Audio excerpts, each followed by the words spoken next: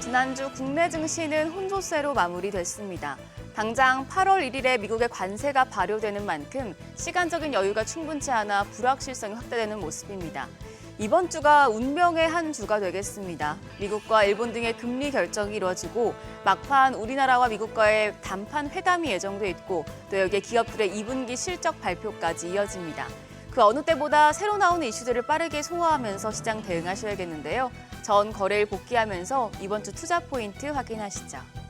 지난주 금요일 코스피는 0.18% 올랐습니다. 장중에 3,200선 돌파했었지만 상승폭을 대부분 반납했습니다.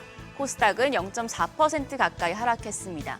코스피도 지수는 선방했지만 양시장 모두 상승 종목보다 하락 종목 수가 더 많았습니다. 관세 불확실성이 이어지면서 적극적인 매수세 유입이 제한된 모습입니다. 이런 가운데서도 외국인의 사자세는 이어졌습니다. 코스피에서 외국인 2,700억 원 넘게 순매수했고 기관도 1,100억 원 매수 우위를 기록하면서 지수의 하락을 막아냈습니다. 개인만 홀로 4,616억 원 팔아냈습니다. 코스닥 시장에서도 외국인은 900억 원 넘는 매수 우위를 나타냈습니다. 여기서는 개인이 735억 원 순매수했고 반면 기관이 1,400억 원 넘게 순매도하면서 지수의 약세를 야기했습니다. 시총 상위 종목단에서는 반도체와 자동차 등 관세 피해주가 부진한 가운데 주도 업종인 조방원이 재차 강세를 보였습니다. 한화 에어로스페이스와 KB금융, 두산에너빌리티가 상승 마감했습니다. 코스닥 시총 상위단에서는 2차전지 대표주와 일부 제약바이오주가 선방했습니다. 테슬라의 실적 부진에도 에코프로비엠과 에코프로 각각 2.3%, 4.2% 강세 보였고요. 또 제약바이오 섹터 내에서는 펩트론과 HLB, 삼천당 제약 등이 상승했습니다. 환율이 급등했습니다. 정규장 마감 시간 달러 기준 10원 70전 상승한 1,377원 90전에 시장 거래를 마쳤습니다. 주요 무역 협상을 앞두고 상승폭을 키우는 분위기였는데요. 이후 야간 거래에서도 환율은 추가 상승하면서 1,383원 70전에 마감해서 7일 만에 최고치를 기록했습니다. 26일 5시 기준 NDF 1개월물은 1,382원 70전인데요. 오늘 외환시장 상승 출발할 가능성이 크겠습니다. 앞서 말씀드린 대로 이번 주는 운명의 한 주, 이벤트가 굉장히 많이 있습니다.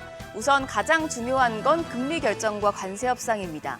우리 시간으로 목요일에 미국과 일본이 차례대로 기준 금리를 발표합니다. 두 나라 모두 금리 유지가 예상되는데 금리 발표와 함께 어떤 이야기를 내놓을지 주목되고 있습니다. 그리고 우리나라는 미국 시간으로 31일에 미국과 막판 협상을 할 것으로 보이는데요. 이 결과가 국내 증시의 주요한 변곡점이 되겠습니다. 더불어 이번 주 발표될 것으로 보이는 정부의 세법 개정안도 증시에 영향을 미칠 변수가 되겠습니다. 수요일에 미국과 EU의 2분기 GDP 속보치, 그리고 목요일 미국의 6월 PCE 물가지수, 미국의 2분기 고용비용지수, 금요일에 한국의 7월 수출입 잠정치와 미국의 7월 고용보고서까지 경제 지표들도 면밀히 살펴보시죠. 실적도 중요합니다. 오늘은 두산 로보틱스, 현대 오토에버, IM금융지주, 롯데하이마트가 2분기 실적을 발표할 예정입니다. 한편 전거래일 시간외 거래에서는 리튬주가 강했습니다. 최근 리튬 가격이 중국의 기업들의 감세로 상승세를 보이면서 리튬주 자주 주목받고 있는데요. 관련주들 오름세 오늘까지도 이어질지 지켜보시죠. 그럼 프리마켓 통해서 개장 분위기 가늠해 보겠습니다. 우리가 쉬는 사이에 뉴욕 증시는 무역 협상 훈풍과 깜짝 실적에 상승 마감했습니다.